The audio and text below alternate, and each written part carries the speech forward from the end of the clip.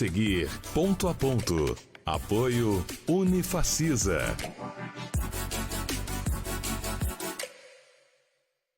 Alô, amigos, um abraço a todos. Ano em que o fenômeno Laninha se instala é ano de chuvas fortes no norte e no nordeste brasileiros. Sobra água na parte de cima do nosso mapa e falta água na parte de baixo. É assim, mas muita gente não sabe ou então não se previne para tal. Prepare-se que na nossa região vem mais chuva ainda. Eu sou Paulo Roberto, estou na Rede ITA e o Ponto a Ponto está começando.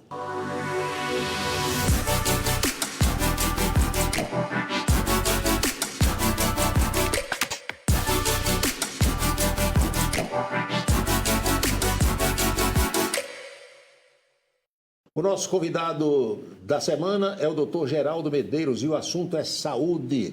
O Dr. Geraldo foi secretário estadual de saúde do governo da Paraíba e atualmente é o diretor médico do HELP Hospital. E veio bater um papo conosco falando principalmente sobre o funcionamento do HELP. Dr. Geraldo, seja bem-vindo ao programa. Meus cumprimentos aos telespectadores da Rede ITA e a você, Paulo. Estamos aqui para falar sobre a saúde da Paraíba e também sobre este grande empreendimento que vem trazendo um benefício enorme para a população pobre de Campina Grande e de todo o interior do estado, que é o Hospital HELP. Está comemorando 2 anos, está pertinho já de 2 anos ou já completou? Agora em abril nós teremos 2 anos de funcionamento, que um hospital de 30 mil metros quadrados, o maior hospital do estado da Paraíba, e que tem um objetivo. Ele é um hospital filantrópico, muitas pessoas não sabem disso. Obrigatoriamente, 60% dos pacientes internos no hospital são do SUS. Ele tem o SEBAS, que é o certificado que permite receber emendas impositivas e uma tributação a menor, no sentido de beneficiar a população, e não tem fins lucrativos, desde que ele é uma fundação. Perfeito. Os atendidos no HELP são apenas da região de Campina ou tem gente de locais mais distantes ou até de outros estados? Basicamente, são pacientes de Campina Grande, mas temos também pacientes do interior que são regulados, principalmente porque existem algumas áreas que o atendimento só tem no HELP. O HELP hoje, o seu serviço de oncologia, por exemplo, é uma referência e tem se tornado uma referência para todo o estado da Paraíba, desde que houve, por parte do chefe da oncologia, o Dr. Ricardo Marques, que é o mesmo chefe da oncologia do Hospital Einstein, em São Paulo. Ele vem aqui de 15 dias e passa sexta e sábado atendendo, né? Foi quem montou o serviço de oncologia e hoje o único hospital do estado que o paciente com câncer ele tem disponibilidade de realizar o que a gente chama quimioterapia neoadjuvante, isto é, você fazer a quimioterapia antes da cirurgia e requer agilidade, e ele estabeleceu um prazo de aproximadamente 14 dias entre chegar ao hospital, fazer a biópsia, o diagnóstico e iniciar o tratamento. Fato esse que nenhum hospital oncológico consegue fazer no estado, pacientes aí com câncer levando 2, 3 meses para que seja beneficiado com um tratamento. As pessoas, doutor Geraldo, eu percebo, ainda têm dúvida de como ser atendido no HELP. Porque existe aquilo que se chama hoje de hospital de porta aberta, é o caso do hospital de trauma, né, que quem chega acidentado é atendido na hora, e existem aqueles hospitais que não são considerados de portas abertas. Quais são os critérios para alguém ser atendido? O que é que se requer de um paciente para ser atendido no HELP? Bom, inicialmente nós temos o pronto atendimento adulto e o pronto atendimento pediátrico, que é exclusivo para os doentes com convênio e particulares. Quem vai pagar com o seu próprio dinheiro ou quem tem o plano de saúde, né? Exatamente. Isso aí 24 horas por dia. 24 horas disponível e, além disso, nós temos também ortopedista e traumatologista 24 horas. Né? Preenche um vazio assistencial que não havia em Campina Grande. Você que tem um plano de saúde ou quer pagar particular, você não tinha aonde ir quando você sofreu uma queda, um traumatismo, um acidente. Hoje você tem um ortopedista 24 horas disponível no HELP. Além do mais, veio preencher também esse vazio assistencial da obstetrícia. Campina Grande, se o obstetra, se for fazer um parto no sábado, no domingo, 2 horas da manhã, num feriadão, ou no veraneio, ele não conseguia um pediatra para fazer a sala de parto. E, às vezes, não conseguiam também o usuário de plano de saúde particular ter um obstetra naquele momento de um feriadão. Hoje não, hoje nós temos no HELP 2 obstetras de plantão presencial 24 horas e um pediatra para a sala de parto para receber o recém-nato. Então, isso veio preencher em Campina Grande um vazio assistencial de muitos anos, tanto a obstetrícia como a ortopedia. Agora, em relação ao usuário do SUS, não existe porta aberta, é porta fechada e é a regulação. O paciente tem de ir ou de um hospital público para ser regulado para o HELP, ou então para uma UPA, né, ou encaminhado de um PSF com a solicitação de cirurgia. Isso ocorre cotidianamente? Chega sempre alguém? Tá sempre... Isso é rotineiro, né? O espaço do SUS no HELP, que é bom ser frisado, é o mesmo espaço, né? As mesmas condições de acolhimento do doente particular. Se você chegar ao HELP, você vai ver que a enfermaria SUS é a mesma do apartamento. A equipe que atende é a mesma? A equipe que atende e os insumos são os mesmos. Você vai ver um cenário que você não vê em nenhum hospital do estado, que é na UTI neonatal, por exemplo, nós temos um recém-nato aqui, de um lado SUS, e ao lado um recém-nato particular ou de plano de saúde, com o mesmo tratamento, com os mesmos insumos. Então, isso retrata o objetivo desse hospital. Daí o esclarecimento para a população SUS que o HELP está aberto para o usuário do SUS. E hoje, 90% dos pacientes que estão internados no HELP são usuários do SUS. É bom citar isso porque as pessoas às vezes confundem. Não, o HELP é particular. Não, o HELP é um hospital filantrópico, não? E que, obrigatoriamente, ele tem que ter pelo menos 60% dos seus doentes internados usuários do SUS. Tudo o que o HELP planejou para funcionar já está funcionando ou ainda falta alguma coisa? Nesse espaço de 2 anos, nós conseguimos montar gradualmente todas as equipes. Nós temos neurocirurgião de sobreaviso, cirurgião de tórax, cirurgião geral, cirurgião infantil.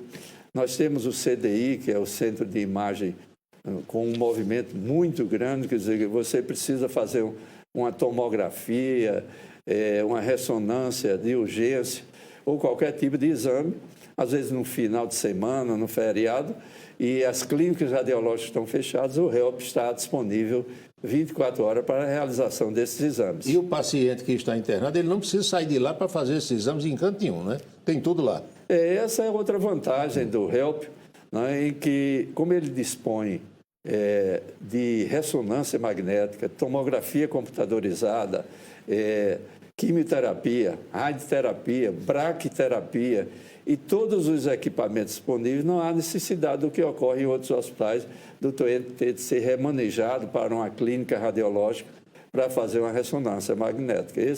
Essa é outra vantagem do HELP, que tem autonomia sobre o seu doente e tem esse conforto para que ele não tenha de ser removido, muitas vezes, às vezes, um doente grave, né? E que não tem condição de ser removido para uma clínica radiológica. Eu vou aproveitar até para lhe fazer uma pergunta, porque muita gente tem essa dúvida. Quem já esteve internado em algum hospital sabe que você está ali esperando ficar bom, naturalmente, sendo cuidado, medicado, e o pessoal chega e tira seu sangue a qualquer hora para fazer um exame. E muitas vezes, quando você vai fazer um exame que não está internado, o pessoal tem que estar em jejum, não coma nada antes do exame. Qual é a diferença que há, doutor Geraldo? Não, a exigência do jejum para alguns tipos de exame, ele tanto faz a nível ambulatorial como internado. Mas, por exemplo, a glicose hoje, não, a glicemia que se faz e que há uma exigência do jejum, hoje já é bem é mais aceita que você tenha um jejum bem menos prolongado para fazer uma glicemia, mas a maioria dos exames hoje não há necessidade desse jejum. O resultado não se altera, não? Não altera o resultado. Muito bem. E os equipamentos que o HELP adquiriu? Muita coisa de fora do Brasil. Como é que foi para fazer a importação desse material todo? Pois é, o Trubin, que é o acelerador linear que faz a radioterapia dos doentes portadores de câncer, né? Ele foi o primeiro adquirido da América Latina. Né? É um acelerador linear de última geração. Para você ter uma ideia, um câncer de mama, por exemplo, que você leva aí 14, 15 minutos para fazer uma radioterapia, ele faz em 2 minutos. Olha só. Então, e ele tem outra vantagem, que o nível de cálculo dele é muito apurado e, com isso, ele só queima, vamos dizer... Aquela área específica. Aquela área do câncer não queima as células boas, para as pessoas entenderem. Interessante. E a manutenção desses equipamentos? Foi preciso treinar a gente aqui também para saber mexer e, se for o caso, fazer uma manutenção? As empresas fornecedoras têm seus engenheiros, né? São aparelhos complexos e esses engenheiros vêm de fora na eventualidade de algum defeito e há um contrato de manutenção preventiva e corretiva, porque esses aparelhos requerem, em algum tempo, uma manutenção. Muito bem. A gente vai fazer uma pausa no ponto a ponto e voltar no segundo bloco para falar mais um pouquinho sobre o HELP com o Dr. Geraldo Medeiros, mas falar também sobre os avanços da ciência, os avanços da medicina, especificamente na área em que ele é craque, que é a pneumologia, e também sobre a história do cigarro eletrônico, o tal do pendrive que muita gente compra e fica botando na boca o tempo todo, chupando nicotina, os males que tudo isso pode trazer. A gente volta já já com o ponto a ponto, não sai daí.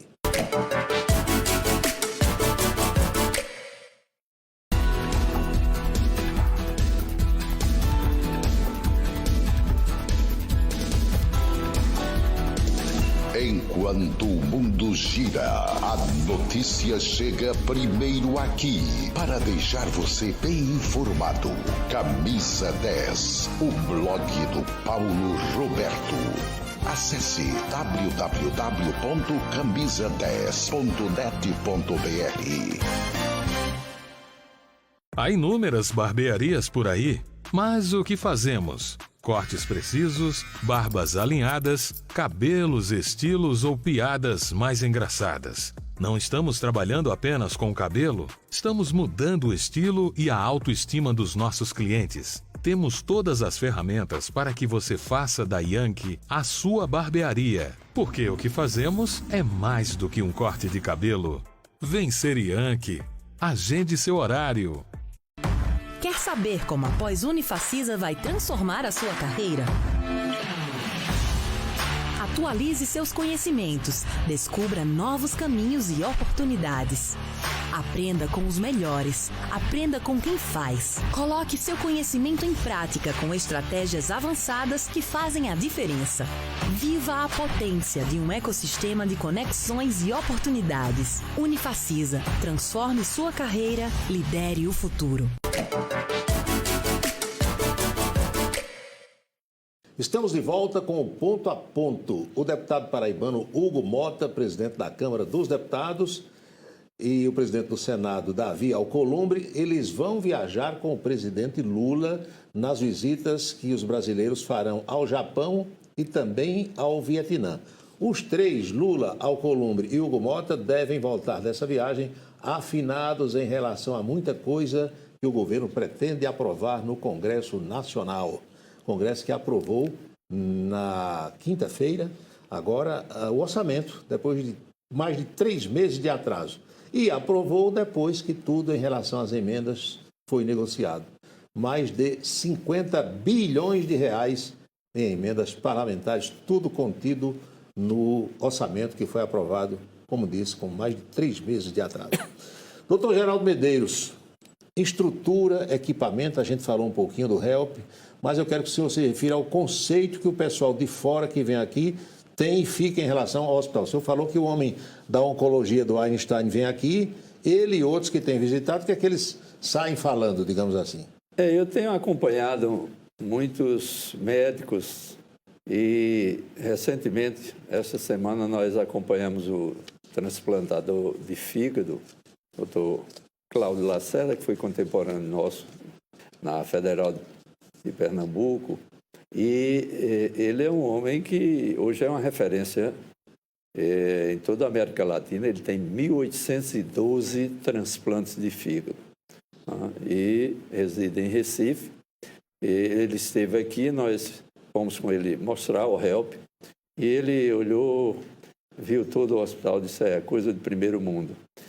E recentemente nós tivemos um colega também, contemporâneo meu, de escola lá em Recife, que passou 50 anos, ele é neurocirurgião, Dr. Wilson Asfora, e ele esteve no Canadá, esteve nos Estados Unidos, morou 50 anos lá, inclusive tem filhos americanos, é uma referência nos Estados Unidos em neurocirurgia, e ele veio também, eu mostrei o HELP, e ele ficou impressionado e no final disse, olha, pouquíssimos hospitais nos Estados Unidos têm uma estrutura dessa.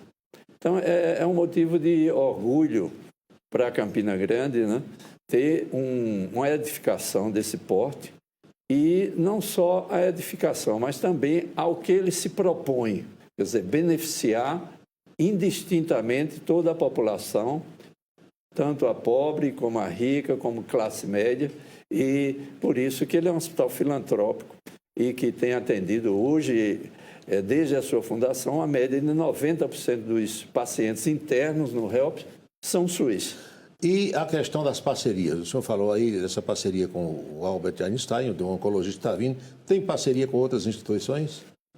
Nós temos aí, por exemplo, a radioterapeuta, ela é considerada, a doutora Cristine, ela é considerada hoje uma das maiores radioterapeutas do Brasil, né? Então, o HELP, ele adquiriu profissionais, né? Contratou profissionais de alto nível. Ele tem feito, as prefeituras, elas têm procurado o HELP, tem mais de 70 prefeituras já com convênio com o HELP, porque facilita que a van da prefeitura vem do interior, para no HELP e os pacientes fazem todos os exames ali, não há necessidade daquela locomoção de clínica radiológica, rodando de laboratório, outra, né? rodando na cidade. Então, elas têm feito muitos convênios com o HELP e os planos de saúde. Conveniam com o HELP faz esse atendimento pelo SUS e há uma compensação, mais ou menos assim? Faz o atendimento com um contrato com a própria prefeitura. Prefeitura, aqueles exames mais complexos, mais difíceis, né? Aquelas especialidades que tem poucos profissionais e que eles não conseguem ter acesso, eles fazem um convênio com o HELP e tem essa facilidade, tanto que tem mais de 70 prefeituras já conveniadas com o HELP. Saúde na Paraíba. A gente tem visto aí alguns programas do governo do estado que eu julgo extremamente interessantes. Tem aí o Paraíba contra o Câncer, o governador João Azevedo tem falado, tem o Coração Paraibano, né? O senhor tem inclusive postado muita coisa nas redes sociais sobre transplantes. Fala um pouquinho sobre isso. Eu diria, sem medo de errar, que esse governo João Azevedo, ele foi o governo e está sendo o governo que mais trouxe benefícios para a saúde dos paraibanos e paraibanas. Não tenho dúvida disso. Eu fui secretário de saúde desse governo e pude implementar algumas ações, né? Por exemplo, transplante. Quando eu assumi, a Paraíba era o pior desempenho do Brasil em transplantes. Imediatamente eu fiz uma reunião, exonerei toda a direção da Central Estadual de Transplantes, coloquei as pessoas que eu conheço, e rapidamente, no primeiro ano, nós fomos receber em Brasília, do ministro Pazuello, o título de estado que mais cresceu em doação de órgãos e transplantes. Então, esse foi um benefício para os paraibanos que necessitavam de um transplante de rim, de córnea, tinham de se locomover para o Ceará, para Pernambuco, para São Paulo, para conseguir fazer esse transplante. Hoje, o o número de doações de órgãos no trauma de Campina Grande e no trauma e no Humberto Luceno e João Pessoa, ele tem beneficiado não só os usuários da Paraíba, mas também de Pernambuco, tem utilizado muitos órgãos doados quando não tem compatibilidade com os receptores daqui da Paraíba. Então, essa ação de transplantes, hoje, a Paraíba é uma referência nacional. Além disso, nós implementamos a aquisição de 2 hemodinâmicas, uma hemodinâmica aqui no trauma de Campina e uma em Patos. Eu me lembro que quando nós adquirimos a de Patos, as pessoas diziam, não, isso vai ser um elefante branco, ninguém consegue profissionar. Já está com mais de 3 mil procedimentos, beneficiando toda a população usuária do SUS do sertão. Né? Então, qual era o cenário antes da aquisição dessas 2 hemodinâmicas? Você tinha um infarto em Catolé do Rocha, ou você morria, ou ficava sequelado com insuficiência cardíaca, com uma parte do coração morta, porque você não tinha acesso ao que nós chamamos uma hemodinâmica de resgate, que é você ter um infarto, uma angina, e ir 2 horas da manhã para o trauma de Campina Grande ou para o Hospital Janduí Carneiro, em Patos, e fazer um cateterismo, colocar um stent, fazer uma angioplastia e salvar aquela área do coração. Então, a doença cardiovascular, que é a doença que mais mata no mundo, ela evoluiu, houve uma diminuição de mais de 40% da mortalidade de doentes com infarto, com angina, doenças cardíacas, somente com essa disponibilização de 2 hemodinâmicas. Então, isso é outra ação que foi executada pelo governo do Estado e que trouxe um benefício enorme. O Opera Paraíba, fomos nós que criamos na nossa gestão. Tem salvado muita gente. E que se tornou, foi replicado pelo governo federal. Né? Você tem hoje um programa do governo federal que é a replicação do Opera Paraíba. Já operou mais de 200 mil paraibanos. Qual era o cenário antes desse governo? Você tinha o pobre tinha uma cirurgia de hérnia, de vesícula, de varizes, qualquer tipo de cirurgia eletiva, amígdala, adenoide, ele não conseguia. Passava 2, 3 anos. Eu me lembro de uma paciente que precisava de uma esterectomia em Patos, quando nós iniciamos o programa Opera Paraíba, fazia mais de 10 anos e essa paciente sangrando. Olha só. Né? E não conseguia cirurgia eletiva. Hoje você tem em todo o estado, não é só aqui em Campina Grande, você tem o Hospital de Clínicas aqui em Campina Grande, que realiza uma média de 40 cirurgias por dia, cirurgias eletivas. Cirurgia bariátrica, por exemplo, ninguém conseguia fazer pelo SUS. Hoje você tem aqui o Hospital de Clínicas fazendo, e recentemente foi feito também em Sousa. Nós temos no interior do estado também os hospitais de porte médio fazendo cirurgias eletivas. E as cirurgias cardíacas no Dom José Maria Pires, né? No Metropolitano também.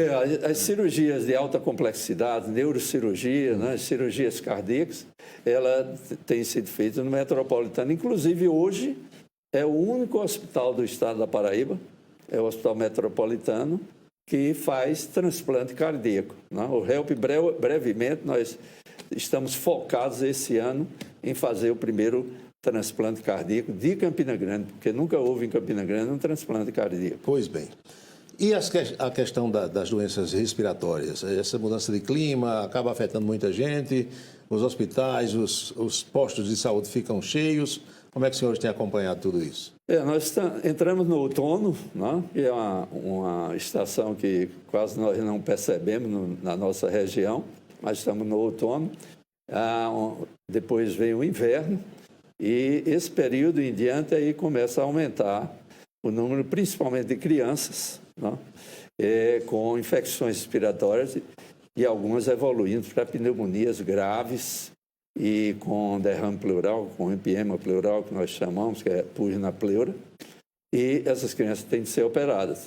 Nós realizamos, depois da pandemia, num espaço curto de 3 meses, 50 cirurgias em crianças, naquele período pós-pandemia, em que as crianças ficaram isoladas, e não tiveram imunidade, não tiveram contato com os vírus, com as bactérias, consequentemente a imunidade baixa, evoluíram com pneumonias muito graves e uma incidência muito alta. E isso afeta mais idosos e crianças, né?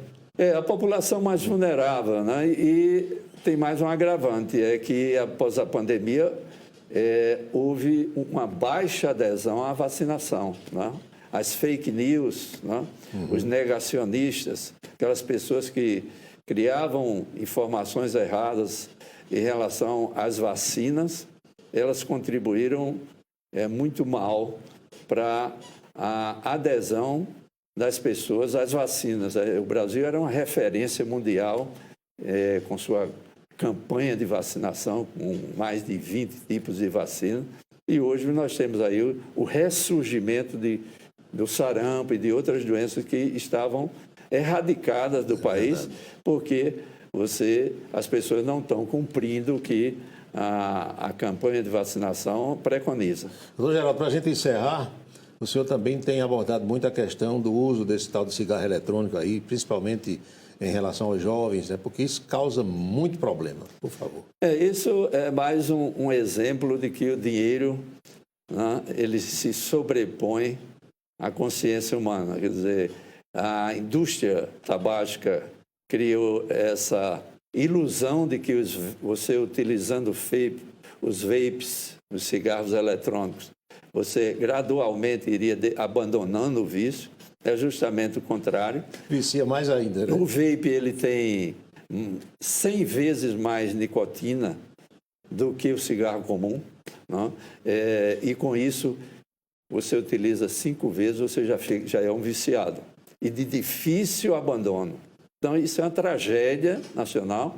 Felizmente o Brasil adotou, né? Apesar de alguns políticos terem aderido à ideia de liberar o cigarro eletrônico, mas a pressão das entidades médicas, né, e da população de um modo geral fez com que fosse proibido o cigarro eletrônico, a venda, o comércio e a utilização no nosso país.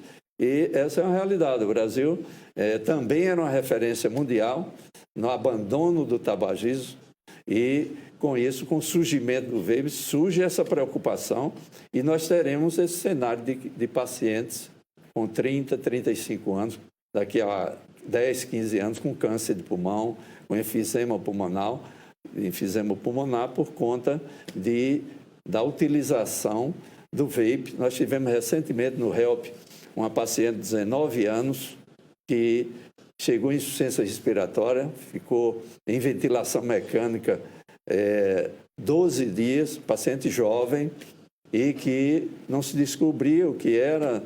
E nós fomos convocados e pela lesão que eu vi no pulmão, eu digo que isso é vape. Ela negava, depois que ela foi estubada e melhorou, ela confessou que tinha as amigas e que fumavam muito o vape.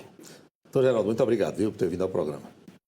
Parabéns pelo trabalho no HELP e parabéns pela preocupação com a saúde de todos nós. Muito obrigado e uma observação aos telespectadores de que a Covid ainda não acabou e que de 6 em 6 meses você tem de se vacinar para que você não tenha Covid novamente. Muito bem. E a você de casa, o nosso melhor agradecimento. Nós marcamos encontro para o próximo Ponto a Ponto. Felicidades e até lá.